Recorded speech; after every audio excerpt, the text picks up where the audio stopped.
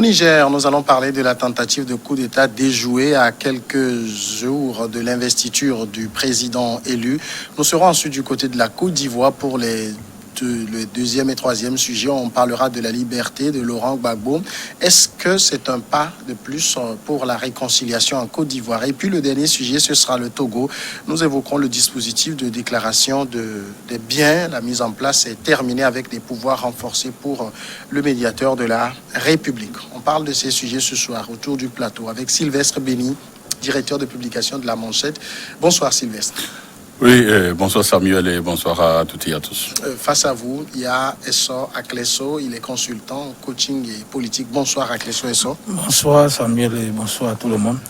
Adam Adjronou, directeur de publication de Vision d'Afrique également est là. Bonsoir Adam. Bonsoir Samuel, bonsoir à toutes celles et à tous ceux qui nous suivent de par le monde. Nous commençons donc, comme je le disais, avec le Niger. Une tentative de coup d'État militaire a été déjouée dans la nuit au niveau du Niger. C'est ce qu'a affirmé le gouvernement 2 jours avant la prestation de serment du président élu Mohamed Bazoum, qui prend la tête d'un pays frappé par des attaques djihadistes et à l'histoire marquée par des putschs. Des riverains du quartier de la Présidence ont raconté avoir été réveillés par des tirs. Les tirs étaient intenses. Il y avait des armes lourdes et des armes légères, mais la situation est revenue au calme juste au lendemain.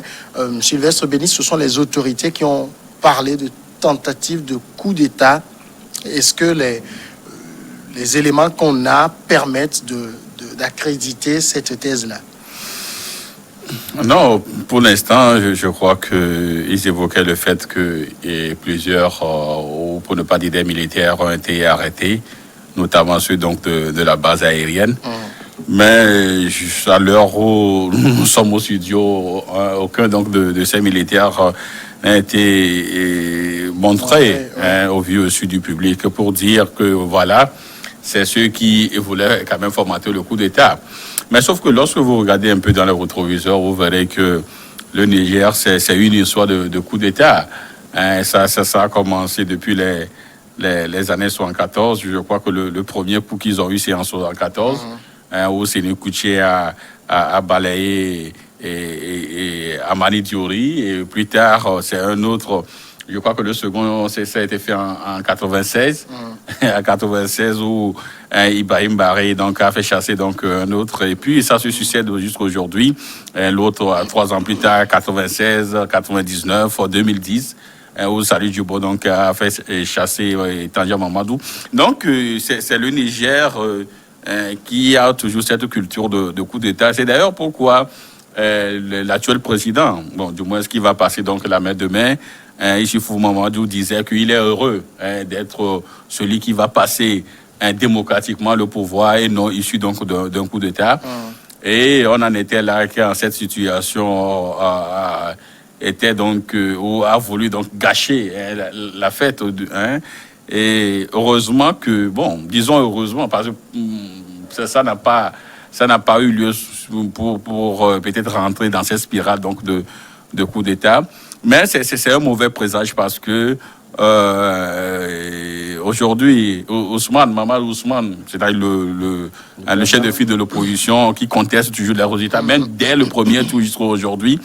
Et Mamadou Bazoum qui va prendre donc la tête de l'État en sachant que derrière, tout peut se passer à tout moment. La preuve quand les résultats donc du deuxième tour est tombé, le résultat est tombé. Vous avez vu cette déferlante de violence qu'on a eue à Niamey, dans la capitale, et puis dans les villes environnantes où on parle donc de plusieurs. Bon, je crois que cela n'augure rien, d'autant plus qu'aujourd'hui, le Niger est presque dans une phase donc des pays qui tutoient la démocratie.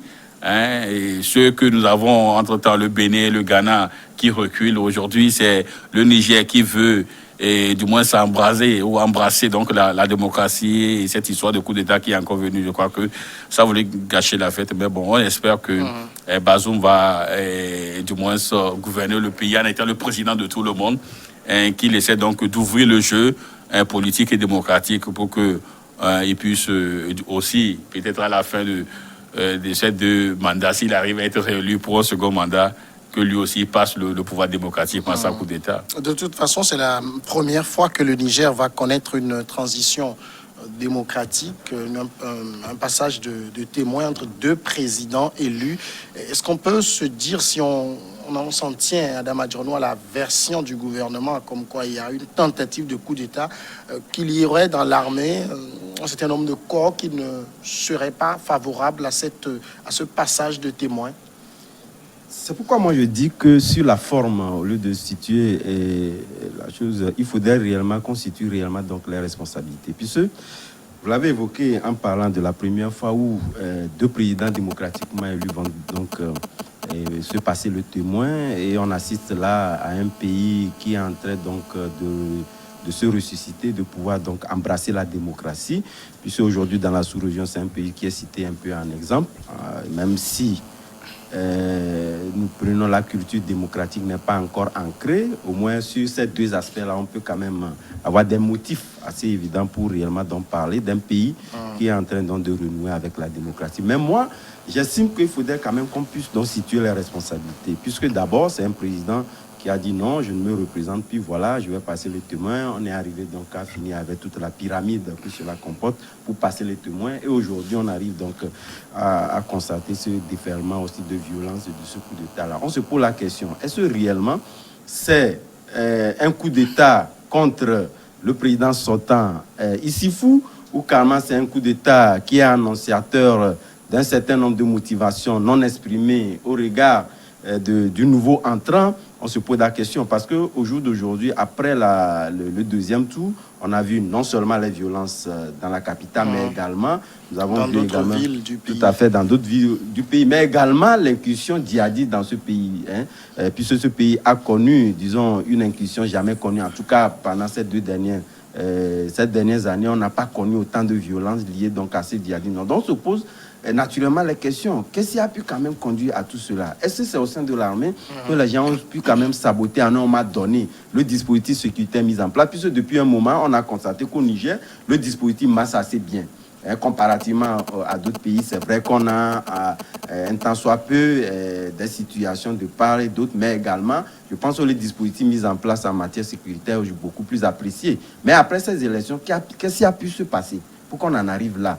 Donc la question mérite d'être posée aujourd'hui. Moi, je pense que si tel est que réellement, donc on doit, réellement qu'il y a donc un corps qui peut-être serait, disons, de connivence avec un candidat élu et qui serait en train donc de tisser, disons, les ficelles pour démontrer ou quand même exprimer un certain nombre de motivations, il faudrait réellement qu'on puisse donc situer ses responsabilités et naturellement temporiser ou mettre hors d'état de nuire, parce que cela risque naturellement d'affecter ce pays-là qui est cité aujourd'hui en exemple en matière démocratique, et réellement donc de pouvoir donc repositionner ce pays-là, repositionner en tout cas son arsenal sécuritaire pour permettre au pays de toujours continuer par avancer sur la lutte contre le djihadisme. Sans quoi, moi je pense que Bazoum est en train de prendre, disons, un pouvoir qui est déjà en train de, ou carrément les forces armées sont en train de pouvoir donc lui donner un message fort qui ne saurait aujourd'hui appréhender. Donc il va de soi de pouvoir aller plus loin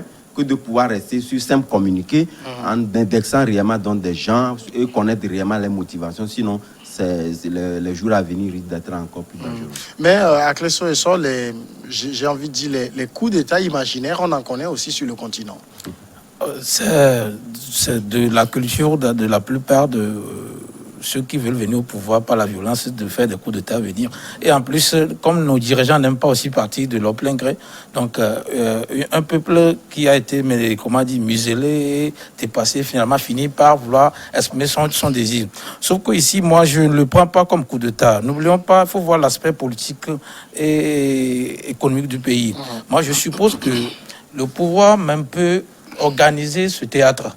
Et on fait des tirs pour dire que, en fait, voilà que celui-là veut pas, on ne veut pas celui-ci, et que l'opposition avait une marche sur mercredi, une marche pacifique contre l'investiture de ce président. Donc, pour museler la marche là, on peut organiser ça pour bien le bastonner. Actuellement, on a interdit toute marche dans la capitale à cause de cela. Puisqu'ils disent qu'ils ne sont pas d'accord. Maintenant, l'autre volet, l'ambassade des États-Unis a fermé ses portes. Il a interdit à ses employés de ne pas sortir. L'ambassade de France aussi. Ça voudrait dire que la chose est plus grave que qu'on ne le pensait. Maintenant, si les deux ambassades qu'on connaît et vraiment ne ferment pas leurs portes n'importe quand, n'importe comment, alors c'est plus grave que ça. Sauf que les riverains parle de ça, c'est comme si on est en train de tirer à des bandits, mais on dit des armes lourdes. Et c'est pour dire comment les riverains peuvent venir encore écouter, dire qu'ils ont vu ça, c'est anormal. Moi, je pense que c'est, à moins que quelque chose se prépare qu'on ne dit pas, c'est une sorte de théâtre que le gouvernement nigérien organise pour empêcher Ousmane. Depuis il y a jusqu'à présent, les Américains aussi disent qu'ils ne sont pas totalement d'accord sur cette élection, que la crédibilité n'est pas de mise. Donc, il y a ça aussi qui peut créer des problèmes. Maintenant, quand je vois l'aspect économique, je peux dire que peut-être que Bandou n'est pas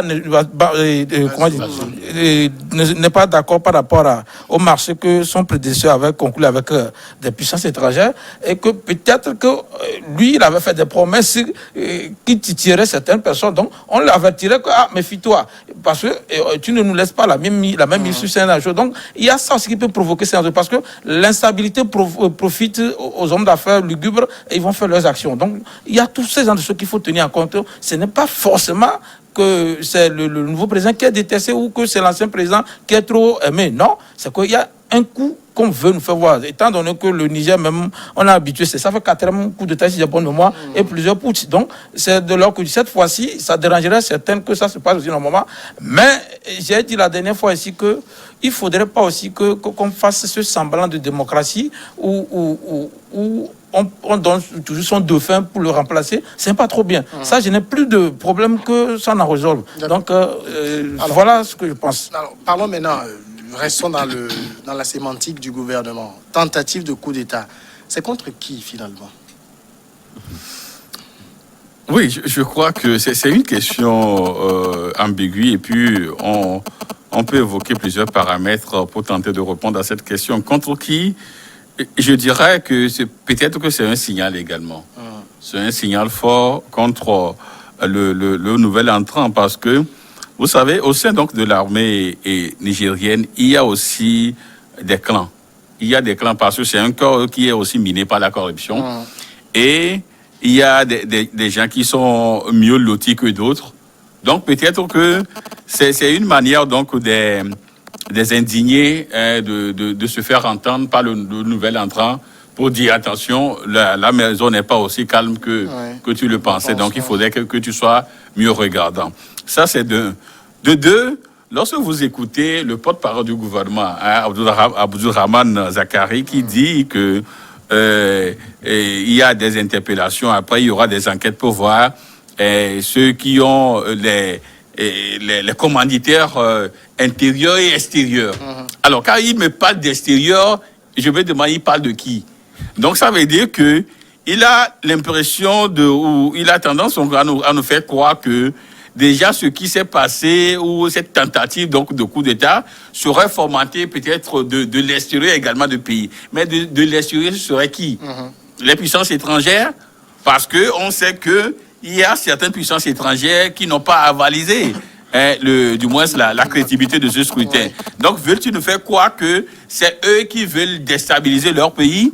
Donc, il y a également cet élément-là. Donc, je crois que il y a plusieurs messages qui entrent en jeu. Et Bazoum aussi, n'étant pas peut-être en odeur de sainteté avec beaucoup de cadres, d'ailleurs donc du parti, parce que c'est vrai, il est le dauphin donc de Issifou, mais il ne fait pas tellement l'unanimité au niveau donc du parti. Donc il y a beaucoup donc de paramètres qui entrent en jeu, et je me dis que déjà à 2 jours de son investiture, il y a une tentative de coup d'État. Restons dans cette logique officielle de tentative de coup d'État. Je me dis que s'il prend fonction et en l'écoutant, il parle donc d'une petite tentative de coup d'État, mais je lui dis que c'est le Niger. C'est le Niger, donc il a intérêt donc à mieux jauger ses mots pour avant de les sortir, parce que il peut arriver à une semaine après, on peut le dégager, parce que c'est le Niger. Donc, Ouais. je crois qu'il y a tous ces paramètres-là qui entrent en jeu. Et je reviens tout à l'heure à Clesson quand il dit que les puissances, notamment les États-Unis et la France, qui ont interdit donc à leurs ressortissants de ne pas faire assez de mouvements, ça veut dire que déjà, ils ont des bris d'information. Oui. Voyez-vous, ils ont déjà des billes d'information. Peut-être que demain, même lors de l'investiture, quelque chose peut se passer. C'est le Niger, je le dis encore. Donc, je crois qu'il y a beaucoup de choses qu'on doit voir donc, dans ce coup-là. Voilà. Donc, clairement, demain, l'investiture de Mohamed Bazoum, ce sera sous haute sécurité. Ça, c'est Ça, il n'y a pas de doute. Ça, c'est sûr. C'est certain d'ailleurs même. Puisque vous savez, moi je pense qu'il est difficile à dire si tel est que nous restons donc dans le scénario de coup d'État, comme le dit le communiqué du gouvernement. Moi je pense qu'il est très difficile à pouvoir donc dissocier ou carrément à dire si le coup d'État est orienté contre Bazoum ou contre Issoufou. Ce serait difficile parce que jusqu'au jour d'aujourd'hui, je pense que lorsque nous prenons un peu la nomenclature de la gouvernance d'Issoufou, je pense qu'il n'a pas grand-chose à se reprocher. Il est carrément en odeur de sainteté depuis. Mais la corruption, sous lui, c'était aussi un sport favori. Oui, c'était un sport favori, mais le gage donné de ne plus se représenter, je pense qu'un homme a donné à temporiser beaucoup d'ardeur. Et surtout lorsque nous prenons surtout le CESA qui devait donc grogner, il n'y a pas eu ça tout simplement parce qu'il a su quand même choisir les bons moments et les bons mots au bon moment pour convaincre naturellement. Il s'est juste racheté. Il s'est un peu racheté juste pour terminer un peu son mandat. Et moi, quand même, pour rebondir un peu à un aspect de la chose donc évoqué par Clesson en disant que voilà, le fait que on puisse donc parler du dauphin, d'Issoufou, etc. Je pense que lorsqu'un président donc sortant, quoi qu'on dise, c'est un acteur politique et le parti politique continue donc pas à résister.